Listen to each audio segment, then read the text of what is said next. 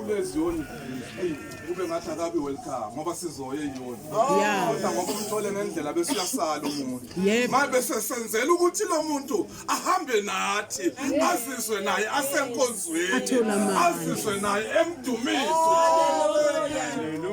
haleluya uNkulunkulu usithanda sonke whether we are rich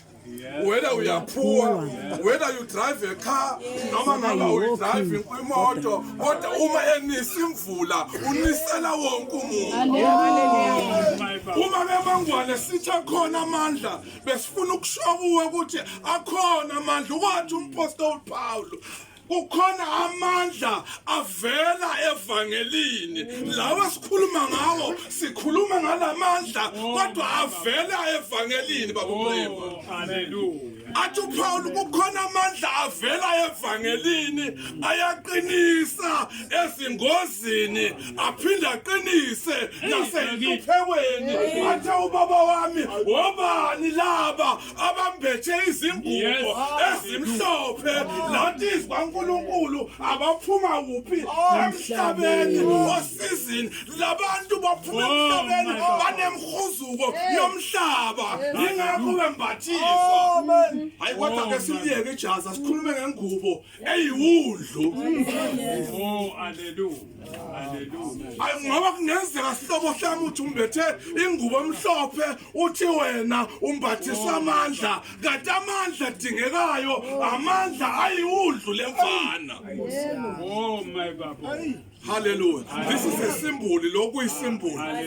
hallelujah lokhu kuyisymbol kodwa amandla ekuyiwona wona hallelujah iwundlu amen ayisiqolisa nathi siphume egoli kwaba ngathi simosha isikhathi hallelujah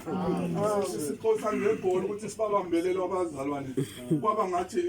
kukhona amazwi athi ngisomntwana ngangikhulumisa umntwana haleluya ngase ngumdala ngikhulumisa umuntu omdala haleluya manje ngakho ngithi siyaxolisa siqolisa kakhulu thina sibuya ngapha ngoba indlela iyayilawula sihlobo sami ukuthi ngizofika babuximba ukuthi ngizofika awungene bhuti awungene Sambulo 7 verse 13 Elinye lamalunga laseliphendula lithi kimi laba bambethe izingubo ezimhlophe bangobani bavelaphi na elinye lamawundlu liyabuza awungazenza umuntu owaziyo kodwa ukuzenza umuntu ongazi ukuze uzokwazi haleluya ukuze uwazi ufuna ulwazi kwabantu abanolwazi liyabuza ukuthi laba abambethe ingubo ezimhlophe wobani ngase ngithi kulo Nkosi Nkosi yami nguwe owaziyo naselithi kimi laba yibo abaphuma osizini olukhulu bahlanza izingubo zabo bazenza zabamhlophe egazini lewundlu ake sithi noma shumayela kube ngathi asazi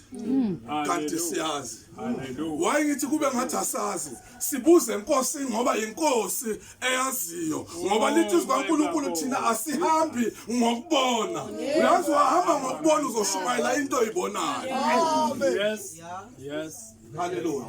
once wahamba we don't walk by sight but we walk by faith wahamba ngokubona uzoshumayela into oyibonile mhlawumbe uyibone ngolosini awumvulelwe esontweni ushumayele ngento oyibone ngolosini hallelujah kodwa uthi u14 ke uthini u14 mkhulu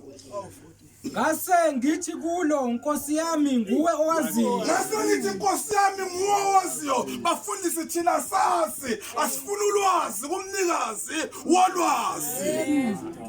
haleluya on the time baba bishop lamele sithi thina asazi Nkosi wena owaziyo Jesus ngenxa yesikhathi makanyile mangwane kunezwi lapha kumshumayeli ku12 haleluya angithi senkonzweni esikhumbuzo kunezwi lapha kumshumayeli ku12 evesini lokuqala lizothi iBhayibheli elingcwele futhi khumbula yes asingakhuluma umuntu ongathi awufunde bhuku Amen, amen, amen. Oh, amen. Amen, amen, amen.